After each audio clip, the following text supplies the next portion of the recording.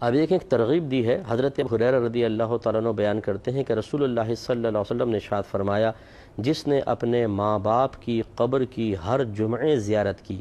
یا ان میں سے کسی ایک کی زیارت کی، یعنی سے والدہ ہی فوت ہیں صرف یا والدی فوت ہیں، تو اللہ تعالیٰ اس کی مغفرت کر دیتا ہے، اور یہ لکھ دیا جائے گا کہ یہ بری ہے، آزاد ہے، گرفت سے، جہنم سے آزاد ہے۔ معجم الصغیر کے اندر یہ روایت بیان کی گئی ہے۔ اس لیے میں اپنے دیکھنے والوں سے گزارش کرتا ہوں، اگر پاسبل ہو تو ہر جمعے اپنے والدین اور کوئی ان میں سے ایک فوت ہوا ہے تو ان کی قبر کی زیارت کیا کریں اور ان کے لیے وہاں دعائے بخشش و مغفرت کریں، کچھ بھی قرآن پاک وغیرہ پڑھ کر ان کو ایصال ثواب کریں، تو انشاءاللہ بروز قیامت ہمارا یہ آنا جانا، یہ مشقت اٹھانا، تکلیف اٹھانا